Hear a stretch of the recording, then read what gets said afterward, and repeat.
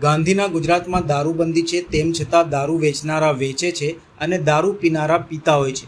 Police દ્વારા પણ સમયાંતરે કામગીરી હાથ ધરાતી હોય છે અને ઝડપી પાડેલ દારૂનો જથ્થો નાશ કરવાની કામગીરી પણ થતી હોય છે। વડોદરા શહેર પોલીસ દ્વારા કોયલી ખાતે જપ્ત કરાયેલા કરોડો રૂપિયાના દારૂના જથ્થાનો નાશ કરવાની આજે કાર્યવાહી હાથ ધરવામાં આવી હતી।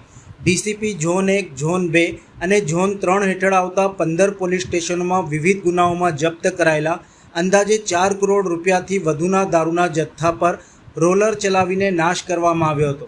આ વર્ષનો સૌથી મોટો આ દારૂનો જથ્થો નાશ કરાયો હતો।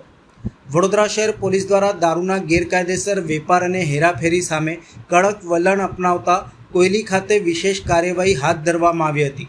શહેરના ડીસીપી ઝોન 1, ઝોન 2 અને ઝોન 3 હેઠળ આવતા કુલ 15 પોલીસ સ્ટેશનો દ્વારા વિવિધ કેસોમાં જપ્ત કરાયેલ દારૂના જથ્થાના મુદ્દામાલને કાયદેસરની પ્રક્રિયા પૂર્ણ થયા બાદ નાશ કરવાની કામગીરી હાથ ધરવામાં આવી હતી। રૂપિયા 4 કરોડથી વધુની કિંમતના દારૂના જથ્થા ઉપર બુલડેઝર અને અન્ય સાધનોની મદદથી તેને નષ્ટ કરવામાં આવ્યો હતો। સમગ્ર કાર્યવાહી દરમિયાન ડીસીપી ઝોન 1 જેએમ ચાવડા, ત્રણેય ઝોનના એસીપી, 14 પોલીસ સ્ટેશનના પીઆઈ, પીએસઆઈ તેમજ એસડીએમ કચેરીના અધિકારીઓ ઉપસ્થિત રહ્યા હતા। વડોદરા ડીસીપી ઝોન 1 જેએમ ચાવડાએ જણાવ્યું હતું કે સ્વચ્છ ભારત સ્વચ્છ ગુજરાત અભિયાન અંતર્ગત વડોદરા શહેર પણ સ્વચ્છ બને તે આશયથી પોલીસ કમિશનરના સીધા માર્ગદર્શન અને સૂચના મુજબ આ કામગીરીનું આયોજન કરવામાં આવ્યું છે।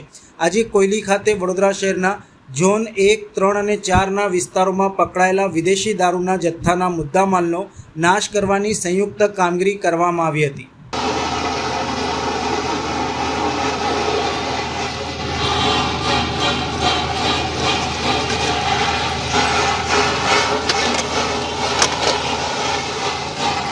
સ્વચ્છ ભારત સ્વચ્છ ગુજરાત અભિયાન અંતર્ગત વડોદરા શહેર પણ સ્વચ્છ બને એના ભાગરૂપે આપ જોઈ શકો છો જવાહરનગર પોલીસ સ્ટેશનના કોયલી વિસ્તારમાં આવેલી જગ્યા ઉપર વડોદરા શહેરના ઝોન 1, ઝોન 3 અને ઝોન 4ના કુલ 14 પોલીસ સ્ટેશનના 313 કેસના હુકમ નામદાર કોર્ટ દ્વારા નાશ કરવા માટેના આપવામાં આવેલા છે।